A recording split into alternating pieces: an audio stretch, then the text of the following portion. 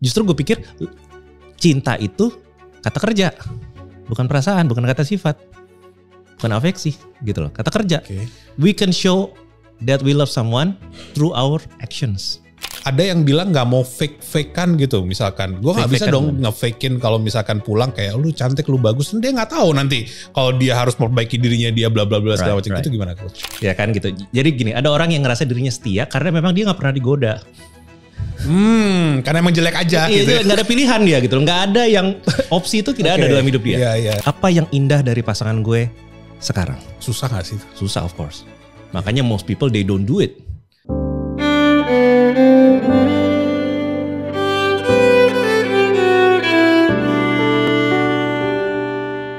Awesome people, selamat datang kembali di Awesome Indonesia Podcast. Udah lama banget gak podcast lagi ya, karena sebelumnya yang kemarin emang cuma pilot. Dan terima kasih atas masukannya, beberapa dari Anda semua. Kita sangat serius menanggapi masukannya, termasuk misalkan jangan terlalu banyak ngomong dong, itu siapa yang baju hitam katanya. Oke, terima kasih. Sebenarnya konsepnya karena ngobrol ya, cuman kalau memang narasumber yang kita undang memberikan value yang luar biasa untuk Anda, bagus banget. Kita akan lebih banyak untuk membiarkan si narasumber berbicara tentang apa yang bisa menjadi satu masukan atau skill baru atau insight baru untuk kita menghadapi hidup yang luar biasa awesome. Dan tentunya masih dengan semangat yang sama, Awesome Indonesia kita bentuk untuk memanggil orang-orang yang akan membawa Indonesia ke 2045, Indonesia emas. Jadi kita kumpulin orang-orangnya, orang-orang yang punya follower-follower yang luar biasa, punya materi-materi yang luar biasa, karena kita nanti inilah yang akan menjadikan Indonesia emas atau tidak. Dan hari ini kita sangat excited sekali karena Indonesia ya bawaannya bucin mulu ya. Kita kedatangan master bucin Indonesia kelas cinta, yaitu adalah Coach Lex De Prasis. Selamat datang Coach di Motivate Chamber. Akhirnya kita ketemu juga ya. Ya akhirnya. Sebelumnya kita sering komen-komenan setelah aja. Setelah goda-godaan berapa tahun. Aduh. Gak pernah kejadian akhirnya. Kita ngedate juga ya. Oke. Kita sebelum itu ya Instagram before TikTok, before Instagram kita di Facebook kan. I think so. Yang pas lagi rame-ramenya Pak Yanurindra segala macam juga itu ya. Exactly. Aduh. Selama itu ya. Masih umur berapa saya waktu itu ya. Dan sekarang Coach Lex kayaknya udah luar biasa. Follower Instagramnya udah sampai nggak tahu 3 digit ya, gila. Masa sih? Iya. Iya. Nggak tahu. Oh maksudnya 3 digit 300. Ratusan 300 orang. Ribu. Ya. Enggak dong. Ratusan ribu dong. Lumayan. Karena pertama kali masuk sekitar 2-3 tahun lalu kayak masih memang baru mulai. Ya. Kan ini ya, dan pertumbuhannya luar biasa ya. Lumayan sih, karena urusan romansa, percintaan itu kan makanan semua orang ya. Jadi itu sesuatu yang menarik perhatian banyak orang. Jadi bersyukurnya dipercaya dan dikasih kesempatan buat bantu kasih ilmu tambahan buat orang-orang yang lagi pengen bercinta. Ilmu tambahan. Ntar lu bercinta atau gimana maksudnya ini? Ini kita hari ini mau yang mana nih?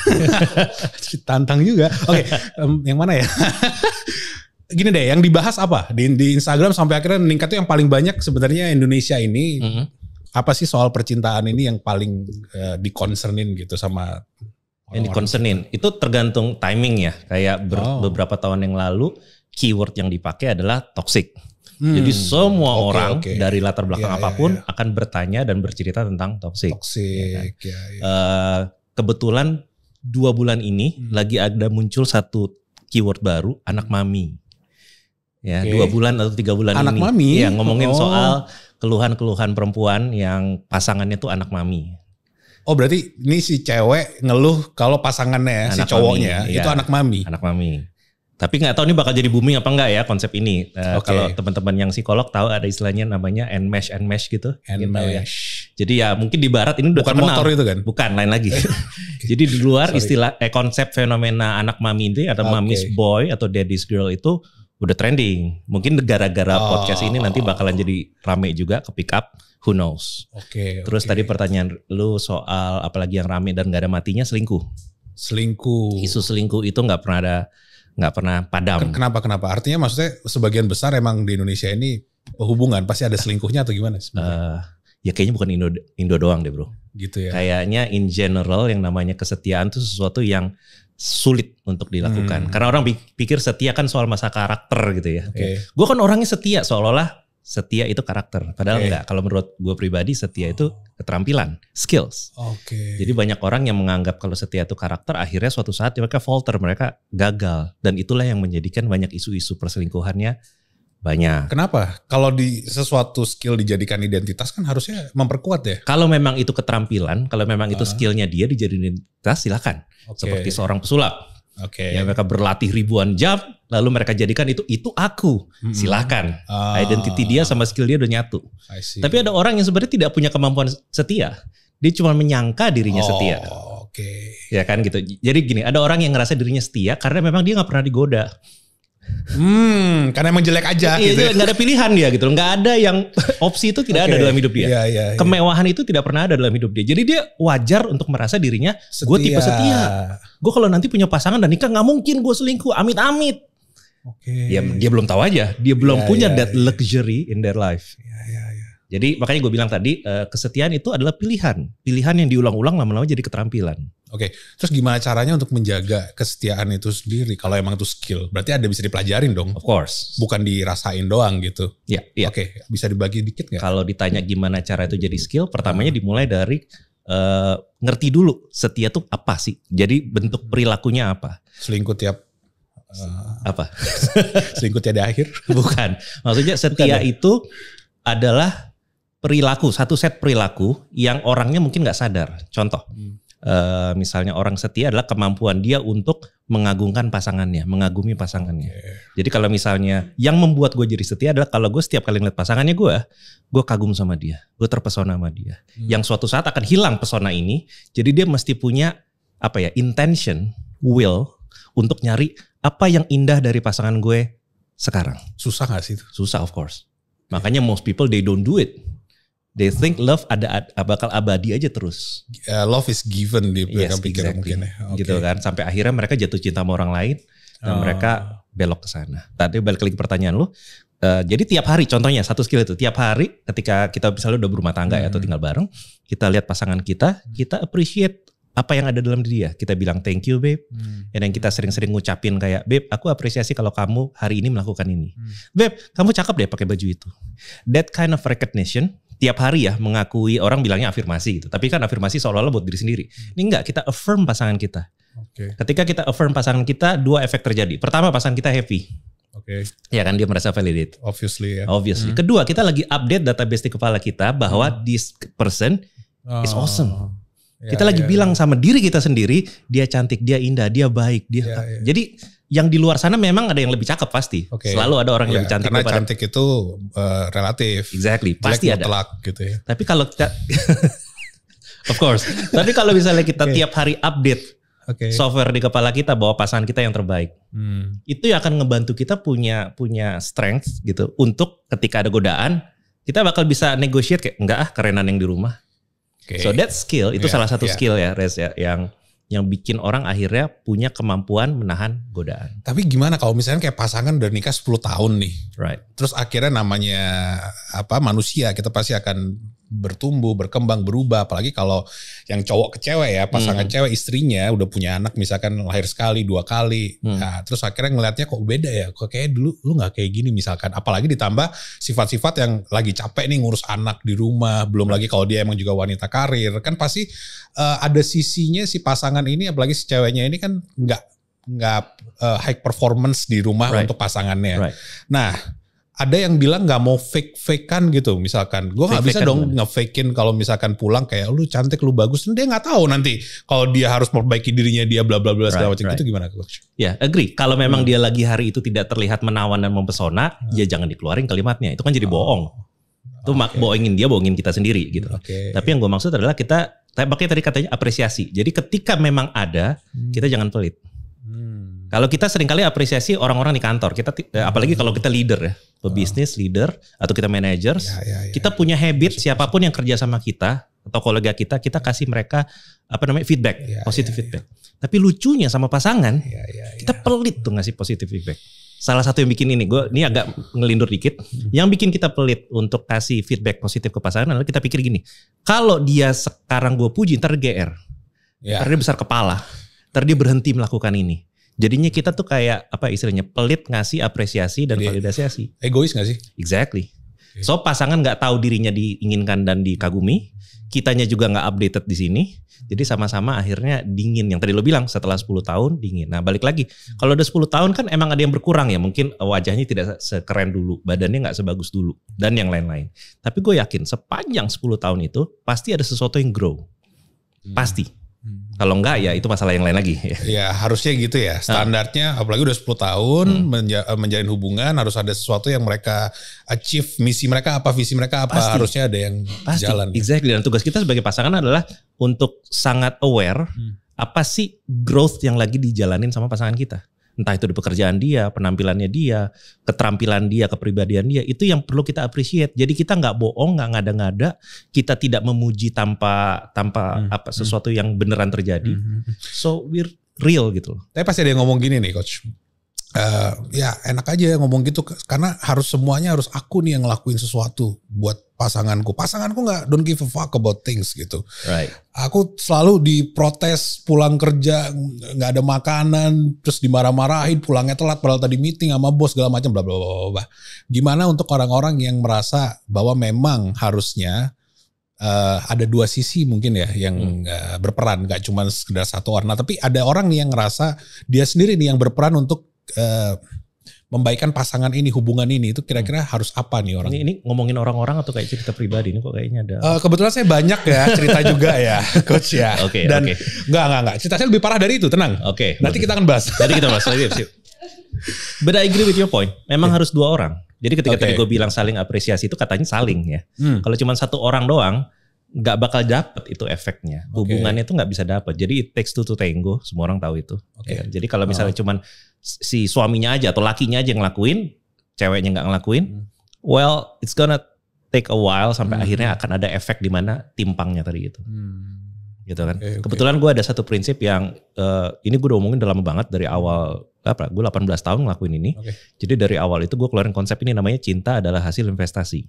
Cinta adalah hasil investasi. Itu konsep lumayan original. Mungkin kalimatnya dari gue, tapi basic dari konsep itu ada dari penelitian dari luar. Tapi gue yang ngembangin, maksudnya gini. Kita punya perasaan sama seseorang itu akibat dari usaha, waktu, tenaga, dan apapun yang kita curahkan ke orang itu. Jadi invest. Ketika kita invest sama sesuatu, maka perasaan kita bertumbuh. Sama sesuatu itu, sama si objek itu. Harusnya atau pasti bertumbuh? Secara teori dan realnya memang bertumbuh. Contohnya kalau kita punya mobil, kita beli mobilnya kita rawat, kita upgrade macam-macam, makin lama makin sayang. Ada term kondisinya dong, kalau kita rawat. Ya, gitu ya. Makanya kalau kita invest kan. Kalau kita nggak invest, lama-lama penilaian kita terhadap barang itu valuationnya jadi rendah.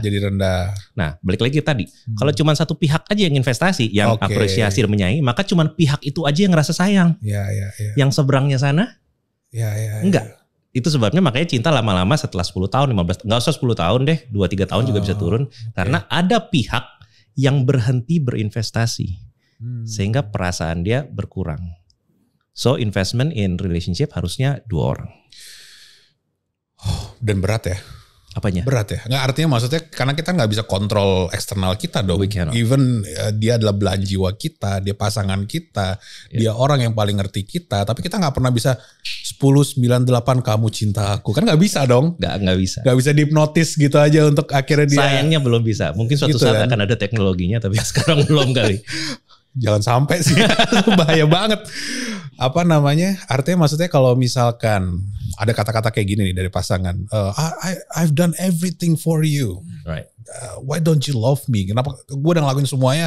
Kenapa lu nggak akhirnya nggak cinta seperti gue cinta ke lu gitu? Nah, menurut Coach Lake itu gimana? Kalau kita langsung ambil case itu ya. Boleh. Dia mengeluh kenapa pasangannya tidak cinta sebesar dirinya, gitu kan? Yang pertama biasanya gue observe adalah gue pengen cari tahu si lakinya itu, assume ini laki ya, si lakinya itu kemungkinan besar investnya tidak sebesar si perempuannya. Itu yang paling pertama biasa kelihatan. Gitu. Terutama juga kalau kita bicara pacaran atau rumah tangga yang kerja abis-abisan For the relationship ya. Let's say yang tadi ngomong seperti yang saya omongin itu si cewek. Cewek ya, of course. Terus berarti kemungkinan tadi yang Coach Lex Cowoknya. bilang cowoknya yang ternyata mungkin memang dia tidak investasinya nggak Diduga dan sangat besar dugaannya investasinya tidak sebesar itu. Ceweknya gitu loh. Si ceweknya yang abis-abisan untuk menjaga hubungan, menyiapkan waktu dan segala macam. Berarti kita assume ceweknya ini benar dong omongannya. Kita assume benar untuk sementara waktu. Gitu. Until proven otherwise ya. Oke. Jadi awalnya gitu dulu, kita cek dulu si lakinya bener gak. Kalau memang lakinya bener, bakal dicari ininya dong, jalan keluarnya dong, intervensinya dong. Yang sering terjadi kayak gini nih. Ceweknya ngeluh lakinya tidak berinvest banyak, tidak mencintai sebanyak yang dia mencintai. Ceweknya nih ya. Tapi kalau ditanya sama cowoknya bilang, enggak, gue ngasih banyak kok. Gue kurang apa? Nah di sini nih biasa gitu kan. Sering kayak gitu kan. Standarnya pasangan tuh begitu. Apa yang gue nggak lakuin buat lo sih? Kata lakinya mungkin gitu. Ya kan? Dalam cerita ini biasanya misinvest. Maksudnya apa? Ceweknya minta diinvest dalam hal apa? Waktu gitu loh, kehadiran gitu loh, involvement di rumah. Si cowoknya invest dalam hal apa? Coba lo tebak. Ya dalam hal lain selain waktu dan sebagainya, mungkin pemberian jadinya. Biasanya sih di situ-situ aja gitu loh. Jadi love language-nya nggak dapet tuh. Exactly, cuman ngasih pembiayaan aja. Misalnya gitu loh. Gue kasih lo fasilitas, gue kasih lo mau beli apa juga gue kasih. Lo mbak mau apa juga gue bayarin. Gue kurang apa buat lo? Nah jadi si cowoknya of course dari point of view cowoknya valid. Bagi cowoknya gue kasih apapun. Orang semua gaji aja gue transfer ke rekening lo. Dari pemikiran cowoknya he's true. Gitu kan. Tapi sayangnya ceweknya nggak minta itu doang. Nggak merasakan bahwa si cowoknya memberikan rasa cinta itu. Iya, karena currency-nya beda. Si ceweknya pengen itu dan yang lain gitu loh. Sementara bagi cowoknya dia pikir, loh dalam hubungan kan ya gue kasih itu aja cukup. Nah inilah yang akhirnya jadi timpang yang tadi itu. Si cowok selalu ngerasa dirinya invest di satu area aja. Si cewek ngasih invest di area yang lainnya. Oke, balik ke kesetiaan tadi Coach Lex. Jadi sebenarnya setia ini adalah komitmen tadi kan disampaikannya. Komitmen atau sifat sebenarnya. Karena ada yang mengatakan kalau once you are cheater, you are always a cheater gitu. Nah, berarti kalau ini adalah sebuah skill aja, berarti artinya skill tersebut bisa di-develop dan akhirnya bisa berubah dong karena bukan identity. Menurut Coach Lex gimana? I agree. Tapi gue breakdown dulu ya yang gue maksud ya. Once a cheater, always a cheater. I kinda agree with that. Ya, tapi bukan berarti tidak bisa berhenti ya. Ada kecenderungan, ada momentum gue sebutnya begitu. Kalau udah pernah nyontek dulu waktu zaman sekolah. Belum tentu nyontek. Belum tentu nyontek duluan, tapi akan lebih mudah dia mencontek berikutnya. Karena dia tahu caranya. Karena dia tahu caranya. Dan dia sudah bisa berhasil di sana. Dan dia mendapatkan gainnya di sana. Memang ada kengerian, ada resiko. Tapi kemarin gue berhasil lewat. Jadi berikutnya dia lebih mudah. Kecuali ada intervensi, kecuali ada skill lain yang dilakukan di sana. Jadi kalau gue bilang, it's not about personality, it's about skills yang harus diulang-ulang. Contohnya misalnya kayak ketika ada couples yang konsul sama gue, biasanya gue bilang sama mereka, kalau pernah terjadi perselingkuhan ya, setelah terjadi perselingkuhan kemarin, si penyelingkuhnya udah kasih tahu belum ke si terselingkuhnya? Pasangannya maksudnya. Gue punya 3 keyword. Pertama penyelingkuh, orang yang melakukan perselingkuhan. Kedua terselingkuh, ini pasangannya penyelingkuh. Ketiga selingkuhan. Itu aja ya. The triad nih. Nah jadi si penyelingkuh ini supaya tidak terulang, salah satu yang dia perlu lakukan adalah cerita ke si terselingkuh. Apa aja yang membuat dia kesana. Dia mesti jujur. Jadi si cheater cerita ke si korban, ke pasangannya lah basically. Pasangannya ini, apa saja yang membuat dia bergeser ke sana? Disclosure, dia harus kasih tahu, dia harus open, dia harus cerita. Misalnya, gue tertarik sama perempuan yang tipe kayak gini, atau bencana yang kayak gini. I see. Jadi supaya yang ngejaga itu bukan cuman si individu itu aja, si cheaternya, tapi si pasangannya juga bisa build awareness di sana. Ketika pasangannya lagi terlalu dekat sama orang-orang yang tipe tertentu, dia bisa bilang, babe, kamu lagi deket, hati-hati ya. Gitu. Jadi ada support system. Enak banget ya kalau bisa gitu ya, ngomong langsung gitu ya. Enak memang. Tapi itu kalau nggak semua orang, tapi kayaknya tidak semua orang biasanya butuh bantuan profesional. Yang udah paling jelas nggak bisa ditawar ya. Kalau ada perselingkuhan udah wajib lah ke psikolog. Gue selalu bilangnya kayak gitu. Ya, udah wajib. Kalau emang beneran pengen ada hubungan yang lebih baik, cari profesional, specifically psikolog. gitu, nggak bisa beresin sendiri. Nanti setelah dari psikolognya, traumanya, lukanya itu sudah dibantu, lalu nambahin skillnya. Nah di titik itu ketemu sama gue. Ya siap. Ya kan, jadi gue tuh kayak kalau misalnya gue analogi diri gue tuh kayak mekanik buat mobil. Ya jadi kalau misalnya ada orang yang mengalami diselingkuhi atau KDRT atau apapun itu, kan orangnya sakit ya, jiwanya sakit, lukanya sakit. Gue sering bilang sebelum ketemu sama gue, cari dokter dulu yuk buat ngobatin jiwanya dan segala macam. Iya, karena secara psikisnya, sainsnya, ilmiah dia harus dibenerin juga dong. Dia harus benerin dulu. Pikirannya segala macam. Ibaratnya punya mobil, pengemudinya lagi sakit. Iya. Mobilnya nggak bisa jalan, jangan urus mobilnya dulu, orangnya dulu. Iya. Setelah orangnya beres, ya si individunya beres, si penyelingkuh dan terselingkuhnya itu sudah dibantu, sudah dipandu, baru kita cari cara buat benerin mobilnya. Nah, gue di sana. Gue sih ketok magicnya. Oke, balik lagi kayak tadi menarik tuh. Setelah akhirnya si penyelingkuh ini ngasih tahu ke si terselingkuh, terus gimana? Setelah ngasih tahu, kan tapi masih ada yang diselingkuhin. Selingkuhannya nih. Itu udah nggak boleh ada in the picture. Udah nggak boleh ada in the picture. Entah gimana caranya harus. Harus. Yang mau gue tanyain gini berarti. Menurut Coach Lex, seorang coach cinta nih. Alright. Jakarta kan, kita tinggal Jakarta kan keras banget ya. Istilahnya sampai ada Jakarta FM segala macam tuh ya. Artinya kayak sesuatu yang biasa gitu. Walaupun gak biasa sih, tetap tersembunyi. Cuman kayaknya this life gitu. This is life, big city, everything bla bla bla. Menurut Coach Lex gimana? Tentang hal tersebut, kesetiaan dan sebagainya. Karena kita dengar juga yang di luar itu ada yang kayak, ya selama pasangan kita tahu kalau kita sama yang lain gak apa-apa dong. Itu menurut Coach Lex gimana? Well, sadly ada some truth in that statement gitu loh, bahwa setiap hubungan tuh ada definisi dan boundary-nya masing-masing. Setiap orang tuh punya hak untuk nentuin gue pengen punya hubungan yang kayak gimana, pernikahan yang kayak gimana. Personal ya ini ya, masing-masing kita berbeda gitu. Masing-masing berbeda gitu. Ada orang yang seneng yang tipenya kayak gitu. Ada orang yang menganggap itu normatif malah. Gak apa-apa, yang penting balik lagi botolnya gitu kan. Ya ada yang kayak gitu-gitu tuh. Ada yang seperti itu, dianggap itu kewajaran. Terutama buat ibu-ibu zaman dulu, banyak yang kayak gitu, gak apa-apa lah kita merem-merem aja. Itu dianggap sebuah normatif pada saat itu. Sebagian masih membawa nilai-nilai itu ke sini. Jadi kalau itu masih mau diusung, monggo. Tapi asal tahu aja, ada konsekuensinya. Gitu kan. Sama ya, seperti kalau misalnya kita berpasangan sama seseorang yang secara finansial atau ekonomi itu cenderung ada di atas, ada banyak kemewahan di sana, fasilitas hidup, kemudahan, gitu, ada freedom di sana. Jadi kalau kita mau masuk ke tingkat yang di sana, maka ada certain lifestyle yang harus kita terima. Seperti ya tadi kan punya ekstra, istilahnya gitu kan. Nah itu kayak bukan berarti orang yang ekonominya rendah tidak punya kayak gitu, tapi kemewahan itu lebih mudah ditemukan di atas sana. Jadi makanya itu dianggap norma, kayak ya lo kan hidupnya enak nih. Udahlah biarin aja di sana. Yang penting dia kagak ngerusak. Yang penting dia kagak bawa penyakit. Nah itu tiap orang. Ini susah ya dijawabnya. Kayaknya terserah gitu loh. Kalau mau dengan lifestyle yang seperti itu silahkan, ada konsekuensinya.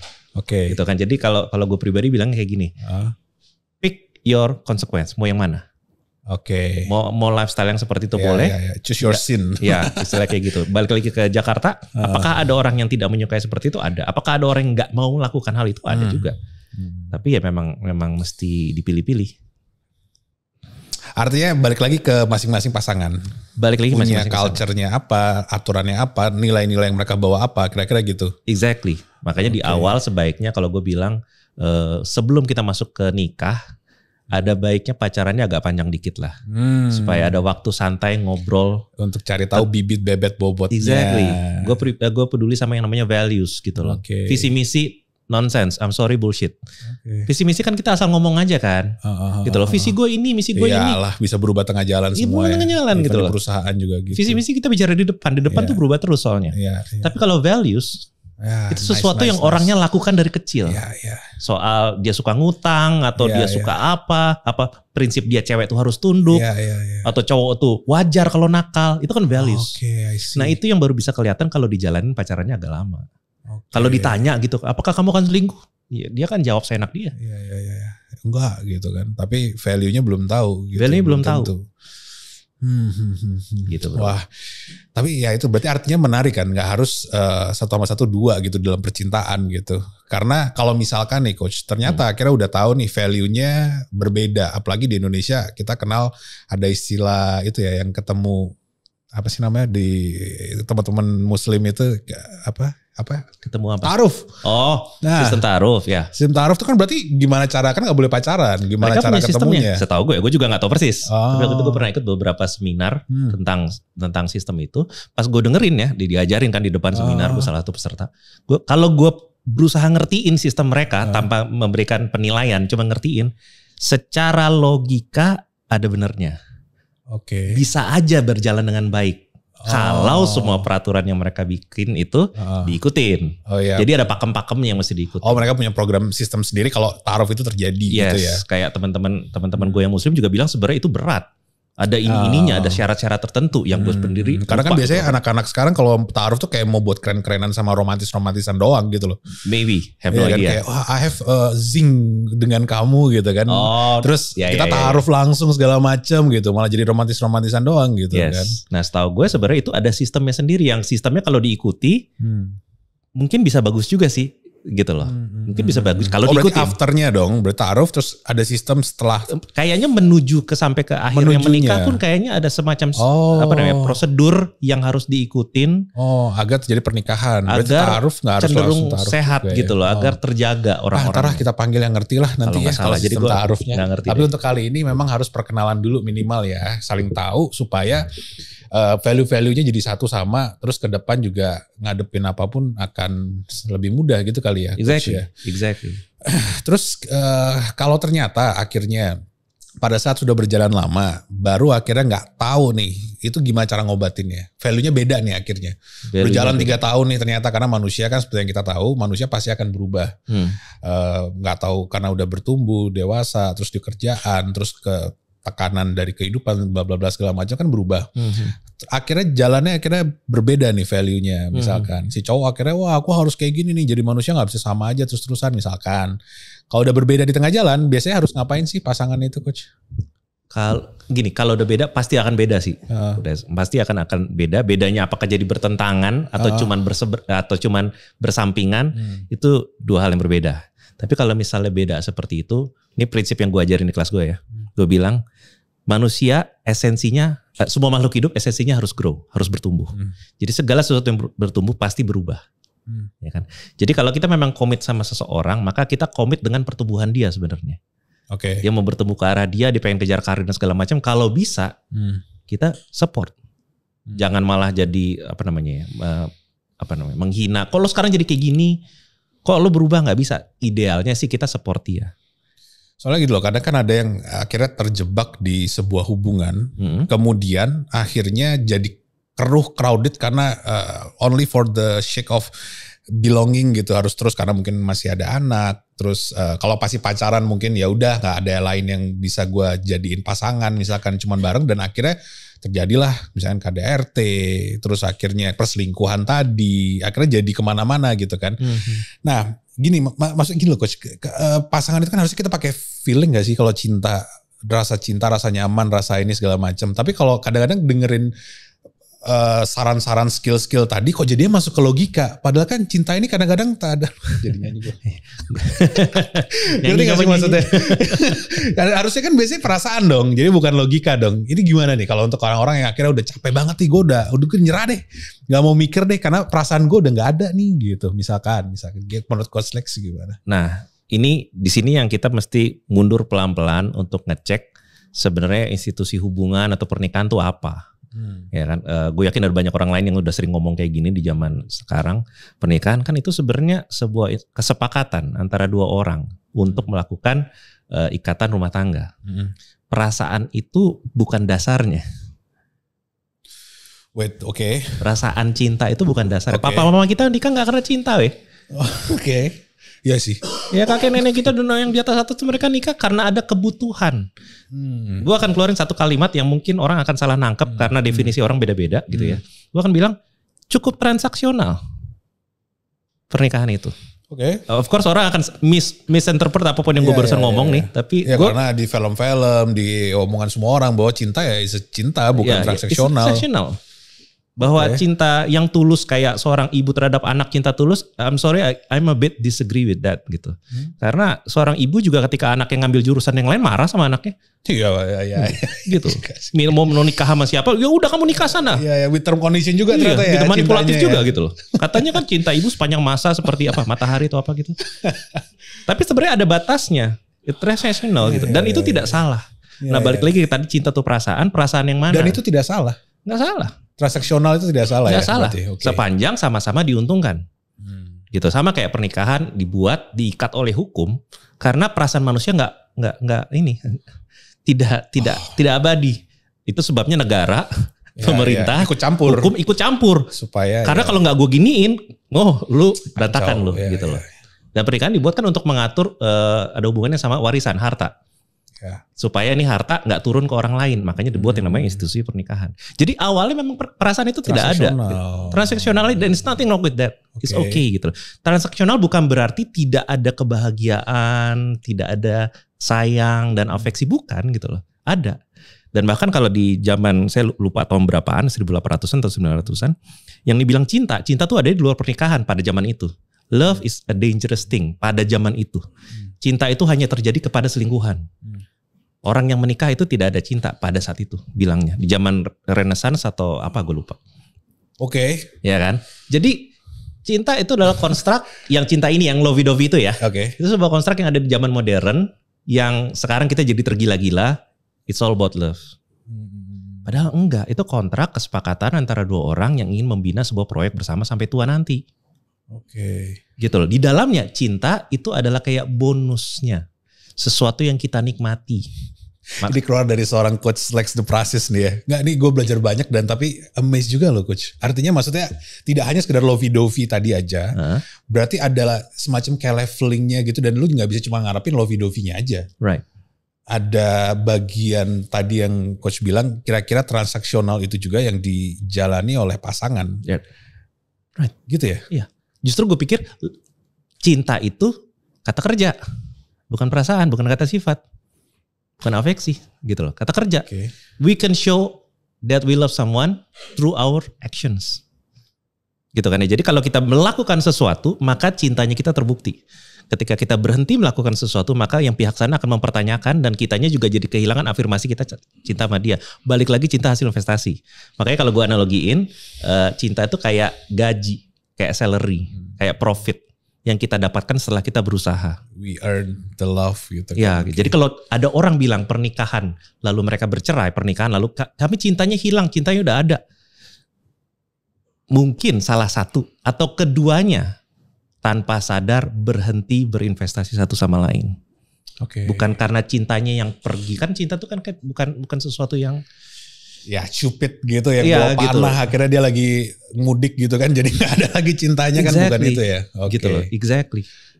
Terus gimana dengan perkataan ada dulu tuh waktu gue belum married tuh ada yang ngomong hati-hati ya ntar cerai ya, anaknya udah 3 tapi bilangnya udah gak cocok lagi, anaknya 3 tapi nikahnya udah 15-20 tahun. Tuh gimana menurut Coach? Berarti hati-hati apa maksudnya? Dengan yang Coach Lex jelaskan berarti jelas bahwa tidak ada lagi investment yang diberikan oleh kedua belah pihak dong.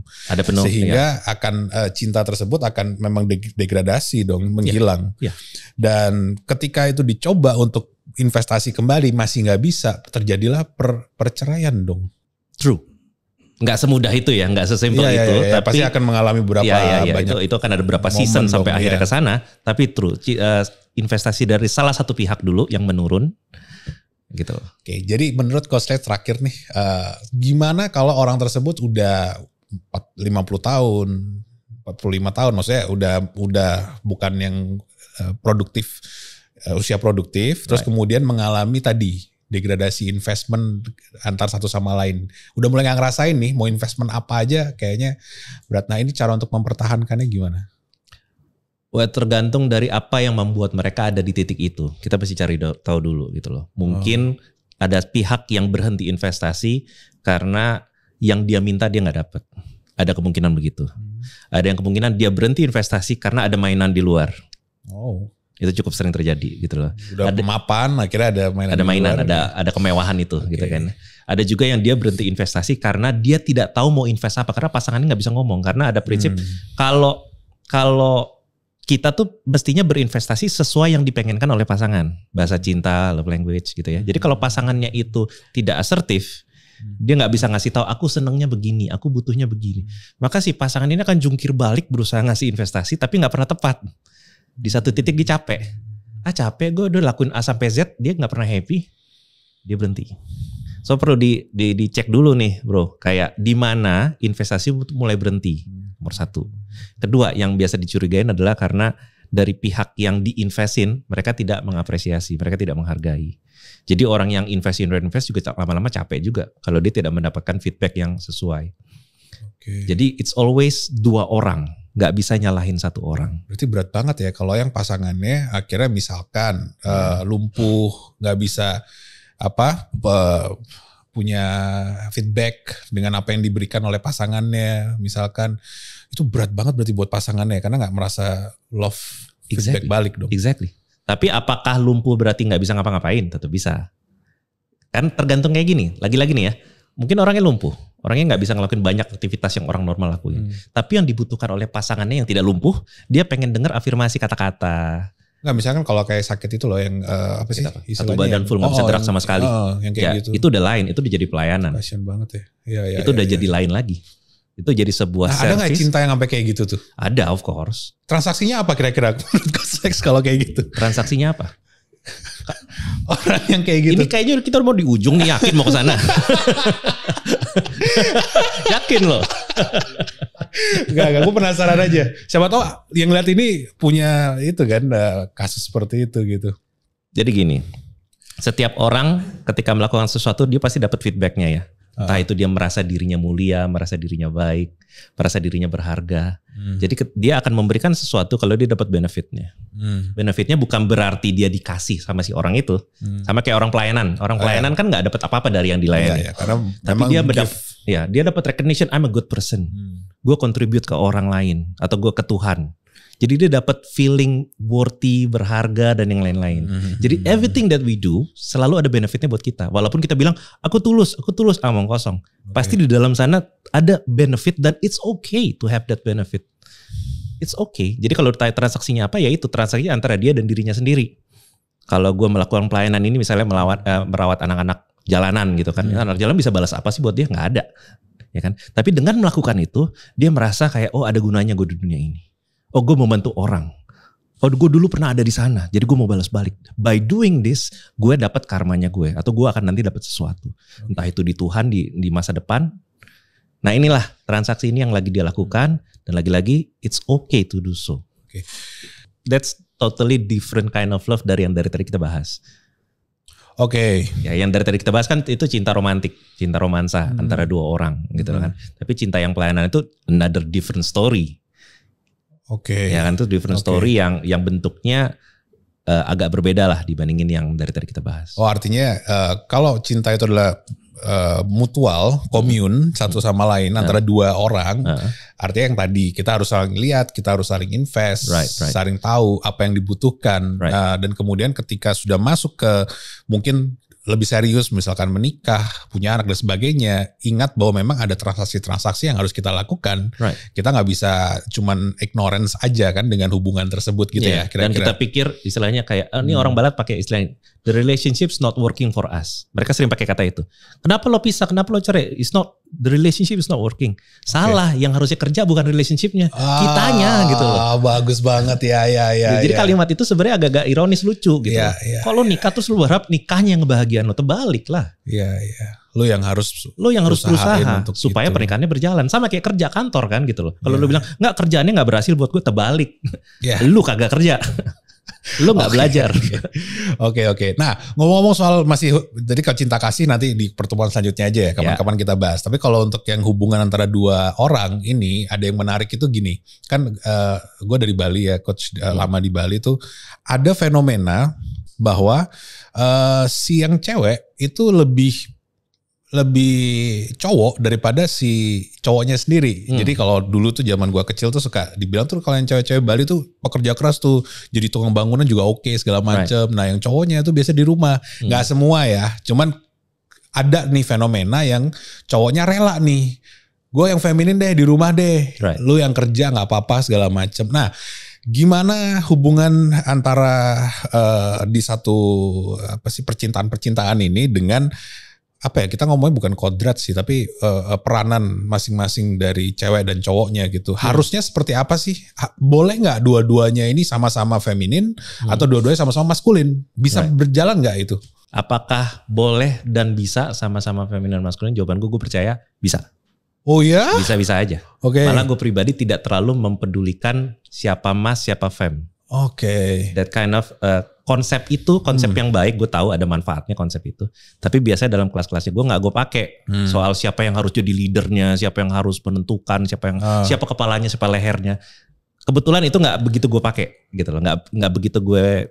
Karena apa? Karena emang nggak penting untuk dibicarakan di awal atau gimana? Karena bagi gue bilangnya gini. Kita bangun leadership aja ya. Leadership atau masculinity atau femininity, gue percaya itu jubah yang bisa dipakai oleh siapa saja. Itu sesuatu yang itu mantel yang bisa dipakai. Misalnya ketika perempuannya, istrinya itu lebih pinter soal masalah mengatur uang dan berbisnis, maka berikan jubah keputusan bisnis itu ke istrinya. Tapi kalau istri kebetulan nggak pinter di area itu, kasih itu ke suaminya. Jadi kayak siapa yang bisa jadi co-pilot di mobil. Artinya ada value yang disepakatin dulu dong. Yes, ada kesepakatan. Makanya tadi gue bilang bisa-bisa aja kalau dua-duanya pakai istilah lo ya. Gue kan nggak pakai istilah mas sama fem. Kalau pakai istilah lo, bisa nggak sama-sama fem? Kayaknya bisa deh gitu loh. Sepanjang mereka sepakat. Cuman sama-sama fem biasanya akan ada konsekuensi. Ya kan ada konsekuensi mungkin apa istilahnya ya? Akan jadi bingung karena memang harus ada satu orang yang lebih firm, orang bilangnya maskulin gitu. Harus ambil keputusan, yang lebih cepat, yang lebih logis gitu. Tapi itu gendernya siapa nggak peduli gue gitu. Disepakatin aja antara kalian berdua. Nah jadi gue percaya yang tadi fenomena yang tadi dibilang Bali itu possible, bisa aja sehat kalau ketemu pasangannya juga respect sama model itu. Gitu loh, respect sama model itu. Kita balik ke tadi yang di awal gue bilang anak mami itu ya. Jadi cewek-cewek sekarang tuh pada ngeluh gitu loh. Cowok-cowok sekarang anak mami yang nurutin maminya dan segala macem. Kesannya laki-laki tuh harus jantan, harus dominan, harus. Tapi gue mau ngasih tahu si anak mami ini mereka bukan nggak jantan loh, mereka jantan juga gitu. Cuman mereka terbiasa apa istilahnya ya, diatur sama orang tuanya. Jadi dia tidak punya keberanian untuk bangkit untuk nunjukin sisi maskulin yang mungkin diharapkan oleh si ceweknya. Jadi sebenarnya ada di dalam sana. Jadi kalau misalnya lo nggak suka sama cowok-cowok yang cenderung apa istilahnya ya, hangat dan akrab sama mamanya, ya mungkin itu bukan pasarnya lu. Jangan dihina-hina yang kayak gitu-gitu, gitu loh. Cari yang lain aja yang emang cocok. Wise gitu banget deh, ada cowok ternyata. Ya kan ada cowok-cowok yang kelihatannya tidak agresif cari uang misalnya. Ada cowok-cowok yang lebih lamban dan apa? Ya salah lu milih itu cowok gitu kan. Lu pilih dia. Ya itulah konsekuensinya. Karena cowok yang begitu pun ada kelebihannya. Ada sesuatu yang dia punya yang membuat lu tertarik in the first place. Sekarang setelah jalan lama lu baru tahu ternyata lemah dia. Ternyata cengeng dia. Tapi lu cuman bilang negatifnya doang. Dia ada positifnya juga. Jadi makanya gue bilang it can work. Tapi ada konsekuensi.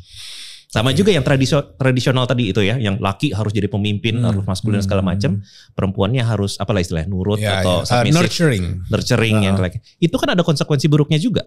Lakinya jadi overpower, ceweknya jadinya diinjak gak punya suara, itu juga ada konsekuensi. Jadi apapun belokan yang mau diambil ada konsekuensinya. Siap gak? Gue bilangnya gitu. Makanya gue gak terlalu membela ke salah satu pihak. Gue cuma bilang kalau mau menikah, pastiin value lo apa. Dan cari pasangan yang juga respect sama value atau model itu. Kalau nggak cocok, jangan diubah. That's the danger of relationship. Kita berusaha ngubah pasangan kita, terus kita marah-marah. Nah itu udah. Itu yang menarik ya, karena pasti kalau di pasangan pasti kita kayak ngarepin, lu kenapa nggak gini sih? Jadi nuntut malah ya. Boleh nggak nuntut pasti boleh dong jawabannya kalau Coach Lex dari tadi ngomongnya boleh gitu. Boleh aja. Cuman apakah ekspektasi dan tuntutan itu harusnya dikurangin ya di pasangan? Iya nggak sih? Mungkin kalimat yang lebih tepat adalah bukannya dikurangin, tapi diubah lah cara penyampaiannya. bukan nuntut. Oke. Orang luar bilangnya katanya asertif gitu loh. Orang Indo juga sering pakai kata tuh asertif. Apaan itu? pokoknya menyatakan dengan jelas apa yang diinginkan tanpa muter-muter. Suggest gak sih kayak suggestion gitu? Suggestion iya bu. Contohnya nih ya. Kalau misalnya seorang perempuan pengen lakinya lebih romantis. Kalimat yang buruk. Contoh kalimat yang buruk adalah kamu kenapa sih gak bisa romantis? Itu kalimat yang buruk. Karena definisi romantis si ceweknya sama cowoknya kan beda. Ketika ditembak pernyataan seperti itu ada kemungkinan cowoknya ngerasa gue romantis ya. Gue lebih romantis sama lu daripada mantan gue. Jadi berantem lah dia di sana. Bawa mantan lagi. Karena itu gak asertif kalimat itu. Yang lebih asertif aja, babe, ceweknya ngomong gini. Babe, aku senang kalau misalnya tiba-tiba pagi-pagi aku di kantor ada kiriman makan dari GoFood. Aku suka coklat, aku suka makanan kuah. Jadi kalau kamu kirimin itu ke aku, tiba-tiba aku senang banget, aku happy banget. Bagi aku itu romantis. Ya, ketika ada definisi yang jelas dan contoh yang jelas, pasangan punya pilihan. Gue mau accept itu dan lakukan itu. Gue mau accept tapi gue modify. Atau gue menyangkal mendeny. Artinya konteksnya kita masih benar ya. Jangan sampai itu seolah kayak ngejudge atau nuntut something dari si pasangan dong. Gitu ya. Jadi kita kasih tahu aku seneng ini, aku suka ini, benefitnya buat aku ini, dan benefitnya buat kamu ini. Can I have this babe? Gitu. Nah sampai titik itu mau dilakukan itu 2000 kali sepanjang hidup kayaknya gak bakal keberatan pasangan. Tapi kalau ngomongnya kayak lo kenapa sih gak bisa kayak tetangga? Itu jadi menuntut, itu jadi... Gue tuh pengen bahas KDRT sebenarnya, tapi kayaknya lebih seru yang ini nih. Iya, dari tadi seharusnya ke situ. Enggak, karena kan lagi ini ya, lagi ada beberapa hal yang di Indonesia lagi naik itu sampai ngebunuh gitu, sampai parah, sampai mukul segala macem. Ya apa ya, namanya orang hilang kendali pastinya bukan intentional gitu kan, kecuali memang dia punya satu pikiran aneh. Apa nama istilahnya itu yang apa fetish. Oke. Fetishnya dia kalau misalnya aneh gitu kan, ya oke beda cerita. Tapi ini kan di luar kendali nih, lagi nggak cocok, berusaha ngasih value, investmentnya nggak berhasil, tapi terus akhirnya jadi sebuah kekerasan gitu. Nah, apakah kekerasan itu akhirnya that's it, selesai? Berarti kita harus pergi dari orang-orang yang KDRT-in kita gitu misalkan, karena it's a identity atau sifat gitu sebenarnya. Atau memang harus balik lagi ke yang tadi. Kita bisa lihat lagi kira-kira kita maunya apa, ternyata yang mungkin yang KDRT atau gimana? Maksudnya harus ngapain orang-orang yang merasakan KDRT di rumah tangga ataupun pasangan gitu? Kalau ditanya harus ngapain, nomor 1 cari bantuan profesional dulu, itu udah jelas. Ya, cari profesional dulu, ngobrol sama mereka, karena ketika kita dalam keadaan tekanan seperti itu, apalagi dilukai mentally dan physically, kacau tuh kita tuh. Ya kan, segala penilaian kita kacau, jadi kita mikir apapun biasanya ngaco. Jadi cari bantuan. Nggak harus ngelapor untuk di kepolisian dan lain-lain, nggak, cari psikolog dulu, didampingi lah gitu loh, biar nanti psikolognya akan membantu. Nah, apa yang dilakukan setelah itu tergantung case per case bro, gitu kan, tergantung case per case. Kan ada KDRT yang ada levelingnya juga lah gitu ya, yang sudah terjadi berulang-ulang sampai yang ngejedotin kepala dan segala macam. Ada juga KDRT yang sekedar mengintimidasi, contohnya dia si pasangannya ini marah sampai pukul meja, setiap kali marah pukul meja berkali-kali, kan cemas tuh, tertekan gitu loh. Memang dianya nggak pernah ditekan langsung, mentally attack gitu berarti kan. Dia feel nggak safe gitu loh, ya kan. Ada juga yang kekerasannya bentuknya gini, dia nggak pernah keras sama pasangannya, tapi kalau sama orang lain dia kasar, dia maki-maki kliennya, bawahannya, orang di jalan di maki-maki. Belum pernah nyampe ke dia sih gitu loh. Cuman dia kayak, tapi dia kayak ini suatu saat gue bisa. Iya, ini ngeri juga nih. Jadi kalau emang ada kejadian-kejadian seperti ini, baiknya cari profesional dulu untuk dibantu. Dan jawab pertanyaan lo soal masalah apakah kekerasan itu sebuah kepribadian atau apa, ya gue nggak tahu. Itu udah ranahnya teman-teman psikolog. Kalau kayak gitu kan. Cuman yang nomor 1, ketika terjadi kekerasan nggak boleh sendirian. Itu yang selalu gue bilang sama orang-orang, kayak cerita sama orang yang bisa menemani, mendampingi. Sayangnya ketika kita ngalamin kekerasan seperti itu, insting pertama kita adalah nggak mau ngomong. Ya, mungkin malu gitu kan, atau takut menyebarkan aib. Kayak guanya sih nggak malu, tapi gue takut dia kan terketahuan orang dan segala macam. Atau berikut juga takut diperlakukan lebih parah lagi, disakiti dan segala macam. Jadi disitulah kesulitan bagi teman-teman, bagi orang-orang yang berada dalam kasus KDRT. Gue pribadi pernah ada dalam hubungan yang ada KDRT-nya seperti itu. Gue korban ya, gitu kan ya. Jadi pada saat itu gue nggak nyangka gue mengalami seperti itu, ya kan? Dan gue nggak tahu apakah ini bagian dari personality pasangan gue pada saat itu atau enggak gitu. Apakah ini normalnya dia gitu atau tidak at that time. I have no idea. Gue jalanin relationship panjang sampai akhirnya gue lihat ini berulang gitu loh. Kayak gue disalahin, istilah zaman sekarang di gaslighting lah, ya kan. Pokoknya sampai akhirnya ada kekerasan fisik yang dia suka ngedorong gue. Terus sampai satu titik dia mengirim orang untuk mengintai. Gitu loh, kayak semacam detektif atau apa. Jadi dia, gue tahu lo kemarin ada di mana. Jadi dia memberikan pesan-pesan bahwa I own you gitu loh. Lo jangan macem-macem. Susah banget sama orang kayak gitu-gitu. So at that time walaupun gue tahu ini semua, gue udah tahu nih ya, gue udah ngerti aware tentang ini. Tapi tetap aja gue kayaknya masih bisa bertahan deh gue. Kayaknya masih bisa gue tolong nih orang. Gak apa-apa deh gitu loh. Nah, di situ banyak sekali manusia mengalami apa yang Coach bilang barusan. Dan gue gak berani ngomong sama orang lain.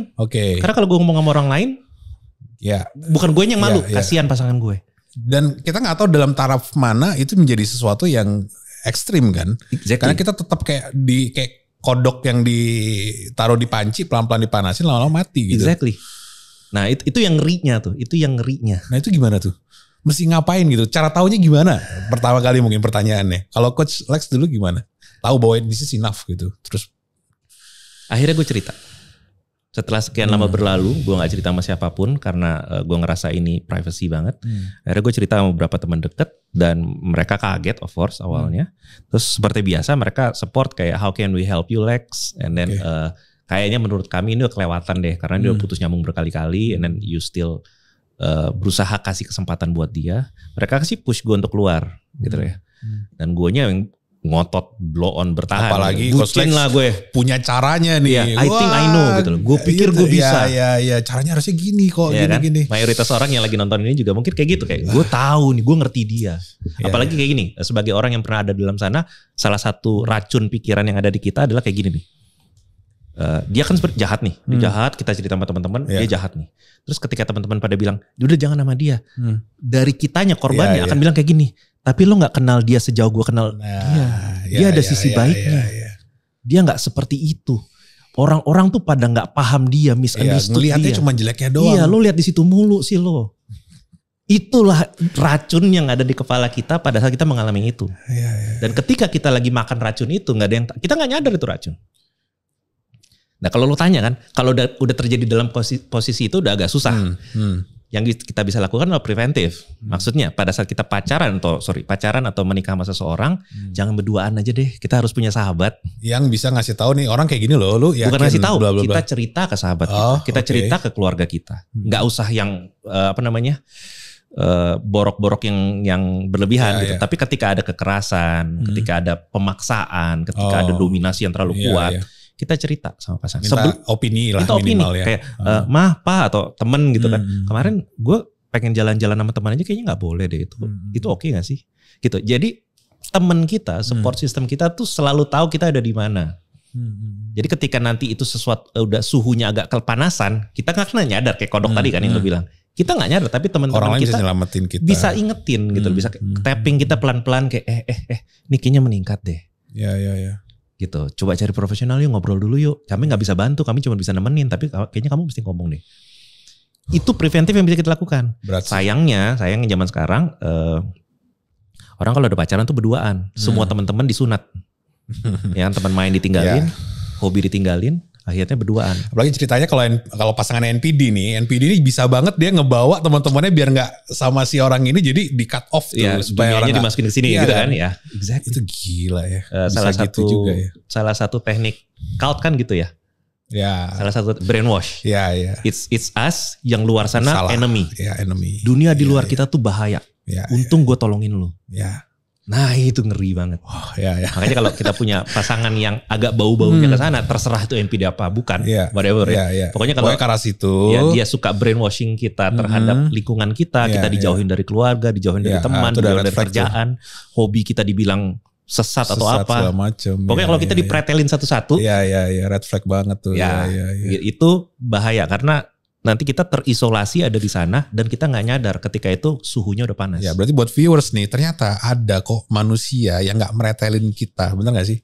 Ada kok ternyata pasangan yang ternyata support kita gitu. Jadi emang bukan karena salah kita ya gak sih? Betul. Bukan karena apa yang kita lakuin salah dan sebagainya. Kita emang bisa kok ngomong boleh gitu kan. Dan kita berhak dapat yang kayak gitu sebenarnya. Ada gak sih orang-orang kayak gitu? Kadang-kadang kita ngerasa kita gak seganteng itu, gak secakap gitu. Kita gak layak dapet yang sebagus itu. Gitu. Kita minder, self-esteem kita bermasalah. Jadi kita ngerasa udah yang ini aja udah bagus deh. Gitu. Yang ini emang kasar tapi dia tuh ngerti gue. Ada buat gue. Iya ada buat gue ketika gue lagi ini. Kemarin dia bantuin gue berhutang sama dia Lex. Nice. Gitu kan. Mungkin ada yang lebih baik luar sana. Tapi gue gak yakin mereka mau sama gue. Itu scary. Itu kasihan. That's poison. Itu yang bakal bunuh pelan-pelan kali ya. Dan kita sebagai teman juga udah susah masukinnya ke sana. Kalau udah telat sampai sana. Bukannya gak bisa ya. Susah kita mau ngomong apa dia udah terjerat di labirin itu. Berarti good banget, thank you banget nih pembicaraannya luar biasa. Karena tadi kita bicara dari yang cinta itu adalah memang feeling lovey-dovey memang ada pertama. Dan kemudian ada transaksionalnya juga dong pasti. Terus ada komitmennya juga. Dan ada skill-skillnya juga yang memang harus kita tahu. Karena ini hubungan mutual antara dua orang, bukan cuma kita sama diri kita sendiri ya gak sih. Tapi kita juga perlu tahu bahwa kita hubungannya sama manusia loh. Kalau soal pasangan nih ya. Artinya manusia tersebut itu juga ada value-value atau sifat-sifat yang mungkin tidak sesuai sama kita yang paling standarnya, paling level crooknya lah. Tapi yang paling parah ketika dia ternyata punya sifat-sifat impulsif atau disorder yang buat kita, atau nggak usah sampai disorder deh misalkan, atau yang yang nyerang gitu ya. Sehingga akhirnya buat kita jadi manusia yang punya pasangan belahan hidup selamanya tidak living our life to the fullest gitu kira-kira kan. Jadi kita mesti tahu itu semua, dan kalau mau tahu tentang itu semua lewat Coach Lex, lewat mana sih? Lewat Instagram doang cukup. Paling gampang lewat Instagram aja. Lewat dulu. Instagram dulu. Karena tapi kan biasanya nggak customized, nggak sesuai. Kadang banyak banget tuh. Tapi di Instagram banyak ya? Iya banyak. Ikutin yang generalnya aja dulu. Karena gini, di luar sana ada banyak metode dan pendekatan soal masalah hubungan relationship. Gue pribadi ada di kiblat, sebut aja gitu ya. Ada di kiblatnya yang namanya John Gottman. Dia adalah salah satu researcher yang bagi gue sih dia logis banget. Jadi gue berguru sama dia, banyak lessons dan studi dia yang gue apply di dalam itu. Tapi di luar sana ada metode-metode lain tentang hubungan gitu loh. Yang mungkin lebih cocok ke orang ini. Jadi saran gue kalau ada orang-orang yang tertarik dengar cerita ini, investasi lah dan segala macam, bisa cek dulu di IG-nya gue, lihat apakah ini sound relevant for you gitu loh. Kalau iya, good, silakan di follow dan dipelajari lebih lanjut atau kita bisa ketemu lewat sesi. Kalau nggak cocok, ya berarti memang gue bukan orang yang frekuensinya cocok buat lu. Bisa cari orang lain lagi. Ya atau misalkan kalau misalnya kita masih ngerasa bahwa hubungan ini bisa diperbaiki masih mungkin, atau kita bisa ngelakuin sesuatu, coba cek dulu deh Instagramnya Coach Lex The Prasis. Kira-kira bisa nggak sih investasi tadi misalkan dilakukan di hubungan ini? Dicoba dulu lah semaksimal mungkin sampai nanti. Ada yang soal itu tadi juga gak ya? Misalkan, lu bahaya jangan sama si ini gitu. Sampai situ juga gak sih? Gimana? Coba ya, misalkan tadi kan kita harus berusaha terus nih. Padahal dia lagi direbus nih sama, lagi jadi katak nih gitu. Ada gak kiat-kiat juga untuk tadi di Instagram yang, nih kira-kira orang kayak gini berarti harus kita minggirin nih. Jangan sampai sama dia nih gitu. Ada gak dibagiin juga? Kebetulan yang sifatnya tanda-tanda itu ya, tanda-tanda orang toksik, tanda-tanda red flag di cara gue mengedukasi kebetulan nggak banyak gue kasih. Karena kalau kayak gitu terjadinya itu tuh. Karena gue liatnya optimis semua sih, bisa nih diperbaiki segala macam gitu. Memang ada yang nggak bisa, tapi biasanya tidak dalam bentuk pelajaran yang gue share di medsos. Kalau pengen tahu lebih banyak kayak gitu bisa private sama gue, ngobrol atau ikut kelas. Bisa private ya? Bisa private. Kelasnya di mana gue? Kelasnya, kalau kelas kita bicara bisa online ada, offline juga ada. Bisa ada yang online di mana? Kalau online bentuknya saat ini cuma Zoom aja sih. Zoom. Gitu. Jadi bukan di platform tertentu. Kita ketemu lewat Zoom, webinar dan lain-lain. Karena nanti di Mode with Mastery akan ada nih Coach Lex The Prasis, harus ada. Udah langsung dibuka. Bawain course kita berjudul kelas Sihir Cinta. Boleh. Nanti kita publish ya secepatnya ya, karena ya saya rasa banyak orang butuh sih tahu untuk sebenarnya cinta itu seperti apa. Bukan cuma sekedar ngepelet si pasangan yang kita mau gitu, tapi gimana caranya kita nurturing atau maintaining the love itself, karena yang salah satu kebutuhan manusia yang dibutuhkan adalah love atau connection tadi. Jadi it's very important for us gitu kan kira-kira. Kebetulan salah satu keyword yang gue pakai instead of gue bicara cinta dari perasaannya, gue sering pakai kata relationship engineering. Relationship engineering gitu loh. Jadi kayak ya kita berusaha melihat mekanika cinta, mesinnya di mana, bautnya di mana, itu yang kita perbaikin. Jadi cinta jangan dilihat sebagai mistisisme gitu loh. Tapi sebagai sesuatu yang memang faktual, objektif, yang bisa kita kotak-atik, bisa dibedah. Sesuatu itu bisa rusak, tapi bisa kita perbaikin juga. Luar biasa. Coach, thank you. Gue harapin sih ada serialnya karena ngomong ini kan gak habis-habis ya. Apalagi beda era, beda ini ya, beda pembahasan, beda cara untuk nyelesainnya gitu kan. Buat yang si generasi X beda, buat milenial beda, buat Gen Z beda. Mungkin nanti Alpha juga, karena anak gue udah mulai cinta-cintaan tuh. Udah mulai pacar-pacaran. Nah ini cara ngasih taunya gimana kan. Nah ini juga untuk parentingnya kita bisa bahas juga kan. Boleh. Oke, kira-kira itu ada gini, di Awesome Indonesia biasanya gue akan tanyakan satu hal, yaitu adalah menurut Coach Lex De Prasis, Indonesia itu apa dalam satu kalimat atau satu kata deh bahkan kalau bisa. Gue suka pakai kata, bukan suka pakai kata, gue tertarik dengan konsep Bhinneka Tunggal Ika itu. Jadi bagi gue mungkin Indonesia itu keragaman. Sebuah keragaman yang punya potensi yang berbeda-beda. Tapi mereka pasti belajar menyatu gimana caranya. Dengan itu cinta mungkin? Dengan cinta bisa. Oke, awesome people. Akhirnya selesai juga podcast kita kali ini. Semoga memberikan banyak manfaat untuk kehidupan Anda. Karena yang tadi kita bilang bahwa cinta itu ternyata gak cuma sekedar lovey-dovey perasaan aja. Tapi juga ada engineeringnya, mechanical-nya. Untuk supaya kita tetap merasakan koneksi yang luar biasa dan cinta yang luar biasa. Oke, terima kasih Coach Lex De Prasis. Saya Reza Vego bersama Coach Lex De Prasis. Seperti biasa kita ucapkan keep awesome, luar biasa. Thank you Coach. Thank you.